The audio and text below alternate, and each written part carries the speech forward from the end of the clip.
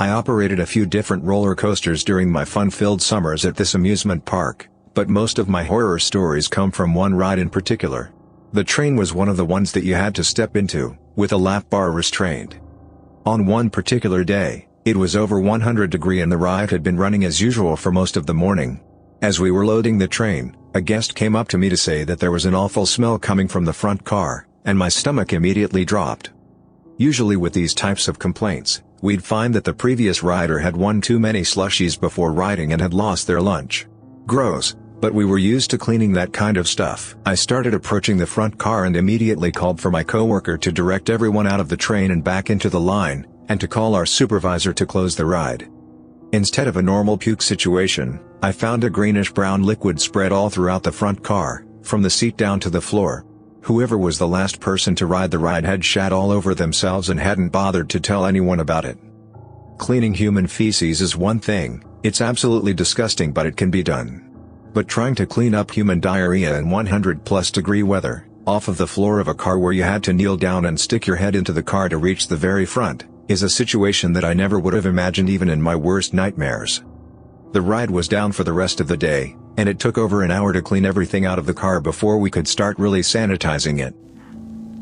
I worked on the Dueling Dragons at Universal Orlando when in college. For those who don't know, the Dueling Dragons were two separate coasters that dueled and had several near misses with each other. They were pretty unique at the time and were super fun. As you can imagine, Universal told people to empty their pockets before they rode so that their phones and stuff wouldn't fly out and smack somebody on the other coaster at 60 miles per hour. Of course, many times people would ignore this because they're lazy and stupid. I was working one day when the ride shut down completely. Change had flown out of someone's pocket and hit a guy in the eye, leaving him blind in that eye. The tragic part: the guy was already blind in his other eye. Now the guy is 100% blind. They didn't duel anymore after that, and the ride was left permanently much lamer. I still feel for the poor blind guy. But the irony is comedic in a dark sort of way. Was working the first shift opening the park and doing dry runs with the roller coaster. Well, when it came back there was obvious impact on the front car. One of the groundskeepers had headphones and listening to music working through his shift. He died instantly. The following week was a nightmare and I still don't think to this day they have found all of him. I once had to height check a girl who was both mentally and physically disabled. This is just as they're about to get on the ride too, as someone else previously didn't bother to check her height to begin with. So I politely asked her and her carer to come and check her height after lots of no's, and as luck would have it, she wasn't dull enough, of course. She didn't take it well and started screaming saying she's going to ride no matter what, and after leaving to let the carer tell her to get out, she finally left her seat after about 10 minutes, which is an eternity in roller coaster time. I see her walking off.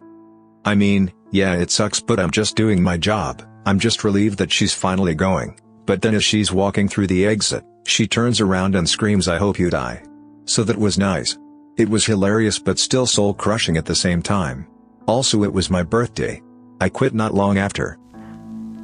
A few years ago a smallish theme park in my state made some kind of mistake when chlorinating the wave pools and made a bunch of chlorine gas, and 26 people had to be taken to the hospital. I was working in an amusement park as a 19-year-old, and was on the turnstile talking with guests and checking everyone off. About 3 in the afternoon, a very young girl, about 6 or so, came up with her father, both in swimwear. Not unusual, since there's a water park attached to the regular park. However, there is a rule in the park that you have to be wearing a shirt to ride the ride, and the girl was in a 2-piece suit.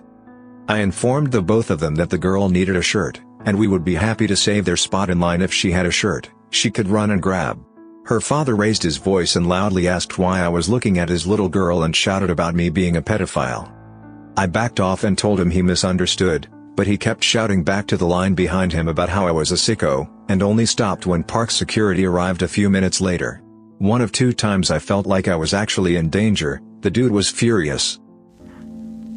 Worked for an amusement park several summers as a teenager, and a haunted house at one, off and on. Neither park I worked at was a dry park, so drunk parents ranked among the worst. The haunted house was particularly fun, as later groups tended to involve drunks. I took a bad kick to the ribs once, while working under an overhang, and we had at least one violent incident a night. For further perspective, most of us were high schoolers and not all that intimidating. For the actual amusement park, the most messed up thing was when I got sent home early once for a bit of weather coming, which wasn't that odd. Said I should have time to get home, though. I lived a half hour away. What I didn't know was I got sent home in a tornado warning. The warning was posted when they sent me home. They knew the line of storms was about to hit. I ended up pulling over after a tree branch hit my car and got stuck in a hailstorm. The roof of my car was dented. No tornado actually touched down, but we had bad straight-line winds.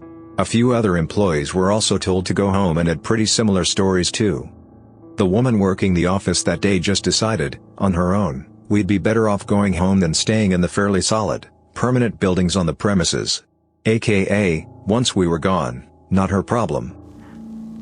I'm not an employee but was a resident of the area at the time. At Busch Gardens, Virginia, a few birds got in the way of a moving coaster train during its grand opening and hit the supermodel Fabio in the face. The news was there to cover the inaugural celebrity ride, but all they'd show for a while was the train returning to the station and Fabio with a face full of blood. Lifeguarding at this lazy river tube pool, basically just tell kids to get back in their tubes all day. These two guys like 30 years old are arguing in Polish or something, floating all around the lazy river. They are on lap 2 or 3 of arguing and really going at it. One of them pulls a knife out of his trunks and stabs the other guy's tube. He walked around to the end with his popped tube while guy with the knife proceeds to just hop all the different fences to get outside the park and is not seen again. Used to work at an amusement park that had a section featuring actors dressed as characters from a certain family-friendly show. The actors for this area were almost exclusively teenagers and were notorious for having sex with each other all around the dressing room, bathroom or backstage areas. This all culminated in 2 of the actors being fired for getting in a fight during a show, because a certain cookie-loving monster made a sex tape with a certain Spanish-speaking monster who was dating a certain television-loving monster. Not really scary for me, but I think a few children were traumatized seeing a costume character's head ripped off during a show. Many moons ago I was an assistant director of training security at a park known for its cartoon mice. While doing the walk around the park with a group of new hires, I got a call about a possible indecent exposure incident at Fantasyland. Knowing that was the most popular place for children in the park, so much more than Toontown, I rushed the new hires through the backstage area to cut travel time. While we were backstage behind the Small World ride, one of my trainees pointed out someone dropping their pants and leaning against the building. Before we had a chance to close the distance between us and the guy, a blast of brownish-yellow liquid exploded outwards in a fan pattern. I stopped the group, got on the radio and informed them of the bio incident, then slowly made my way to the guy. When I was about 10 feet from him, he looked up, smiled, then blasted the wall again. Without a word, he pulled up his pants and started to walk away. His pants were soaked with liquid poop and piss. Before he was able to leave the area, Anaheim police apprehended him. After questioning him, they called for an ambulance. Upon talking with the police sergeant, found out he was a well-known homeless man in neighboring city of Orange, usually picked up for swinging his genital at traffic. The kicker though was, he wasn't the subject of the initial call. When we finally got to Fantasyland, we found out that someone was complaining about a woman breastfeeding. 3.5 years of working there, and that is one of the events that still feels fresh in my mind. I was at a firm in Williamsburg and we represented the Fan family. Timothy Fan was killed in 1999 after dropping out of the Shockwave ride at King's Dominion. He was really small for a 20-year-old, but hit the pavement like a 500-pound man. The photographs of his body were unbelievable. The family lost because King's Dominion, somehow, found witnesses who stated Fan was intentionally loosening his restraints to be able to raise his hands on the coaster. I don't know if anyone is familiar, but the Shockwave is a standing coaster. For someone to want to lift their hands is absurd, and that there were actually witnesses who saw him do it is preposterous. I worked at a water park when I was in high school, not the sort of amusement park most people think of, but still an amusement park. The park had lots of large pools with a shallow section and a deep section, separated by rope. For some reason, parents thought that their kids splashing around in the shallow end qualified them to swim in the deep end. When you're a lifeguard, you're supposed to scan the pool every 30 seconds to check on everyone. 30 seconds is a long time. On more than one occasion, a kid would wander over into the deep end. They would be okay for a few seconds but would panic and start drowning.